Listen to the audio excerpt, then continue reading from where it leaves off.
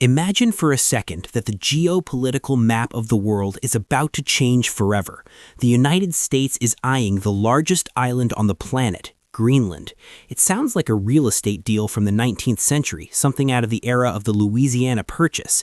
But just as the President of the United States sits down with Danish officials to potentially make this history-altering deal, a single sentence from his own party throws the entire narrative into chaos.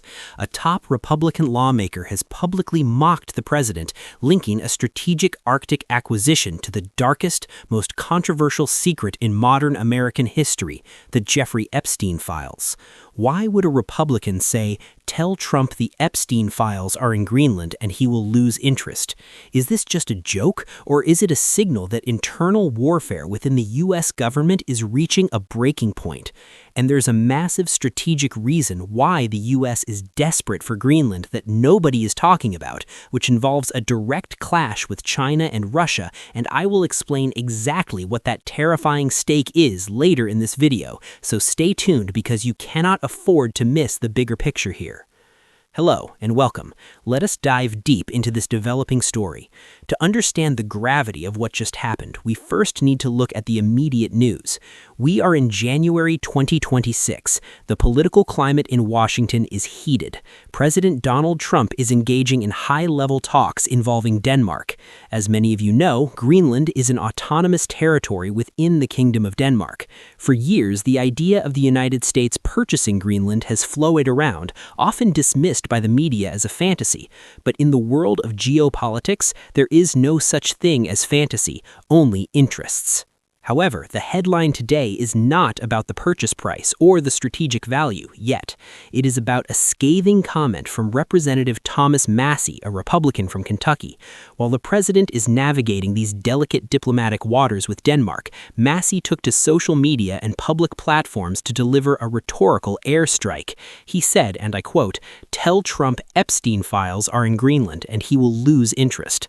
Let us pause and analyze the layers of the statement. This is not a comment from a Democrat. This is not a comment from the opposition media. This is friendly fire from within the GOP. Thomas Massie is known for his libertarian streak and his America first but anti-establishment stance. By linking Greenland to the Epstein Files, Massie is doing two things simultaneously. First, he is attacking the president's perceived reluctance to release unredacted documents regarding Jeffrey Epstein. There has been a long-standing demand from the public and certain wings of the Republican Party to release every single name, every flight log, and every transcript associated with Epstein. The implication in Massie's joke is brutal. He is suggesting that the president is motivated by self-preservation. He is implying that if Trump thought pursuing Greenland would lead to the exposure of uncomfortable truths, the Epstein Files, he would abandon a massive geopolitical objective immediately. It paints the president as someone whose personal interests override national strategy. Second, it mocks the Greenland purchase itself by juxtaposing a serious territorial acquisition with a scandalous tabloid topic. Massie is trivializing the diplomatic effort. It frames the Greenland ambition as a whim, something that can be turned off as easily as a light switch if personal risks appear. But why now? Why is this happening in January 2026? We must look at the context of the meeting with Denmark. The United States is currently facing unprecedented pressure in the Arctic. This is where we need to shift from domestic insults to hard geopolitical reality. While Massie makes jokes, the Pentagon is not laughing. The reason Donald Trump and frankly any American strategist is interested in Greenland isn't to build hotels, it's about the rare earth war. Greenland holds one of the world's largest undeveloped deposits of rare earth metals. These are the materials used in F-35 fighter jets, electric vehicle batteries, hypersonic missiles, and quantum computing. Currently, China controls the vast majority of the global rare earth supply chain. If Beijing decides to cut off exports, the American military-industrial complex grinds to a halt. Greenland is the backup plan. It's the insurance policy. When Thomas Massie jokes that Trump would lose interest if the files were there, he's playing to the gallery. He's getting likes, he's getting retweets, and he's fueling the anti-establishment fire. But in the grand chessboard of global affairs, such comments can sabotage a move that the United States might desperately need to make for its survival in the 21st century. Furthermore, we have the Russian factor. Russia has militarized the Arctic at a speed that has alarmed NATO.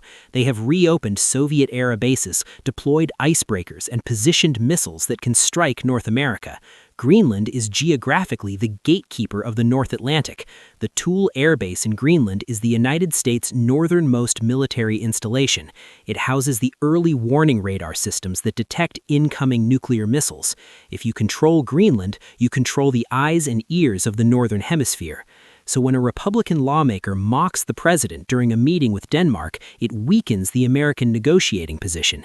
It signals to Copenhagen and to Moscow and Beijing that the United States government is divided.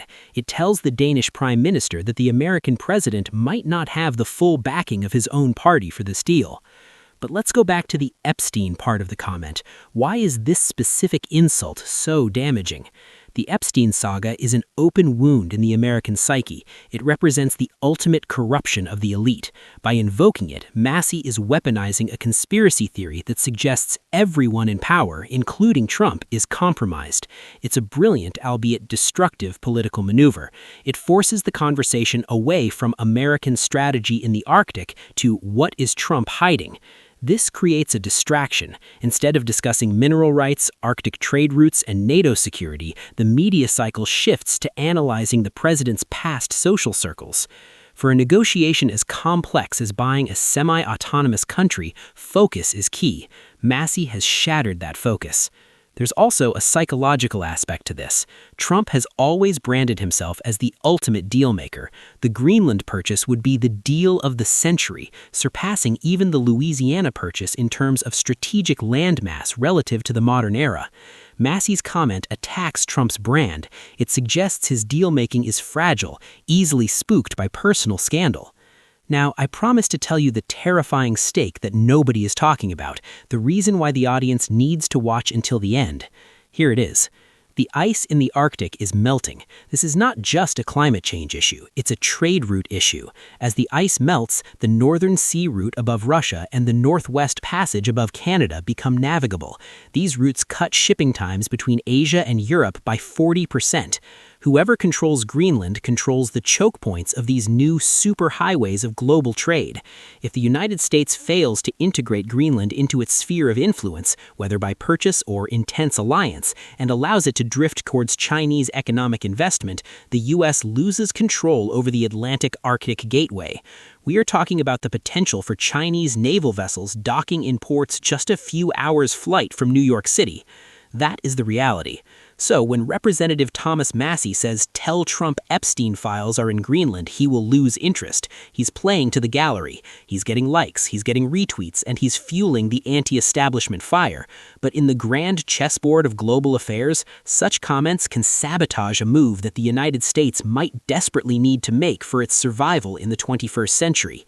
It raises a fundamental question for all of us. Is American domestic politics now so toxic that it's preventing the country from acting in its own long-term survival interests? Are politicians more interested in scoring points about sealed files than securing the resources of the future?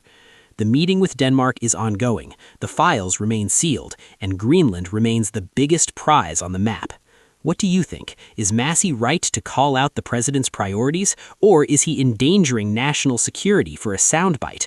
Let me know your thoughts in the comments below. This is a developing story, and the implications will be felt for decades. If you found this analysis valuable, if you want to understand the news behind the noise, make sure to hit that like button and subscribe. We don't just read the headlines here, we connect the dots. I will see you in the next video.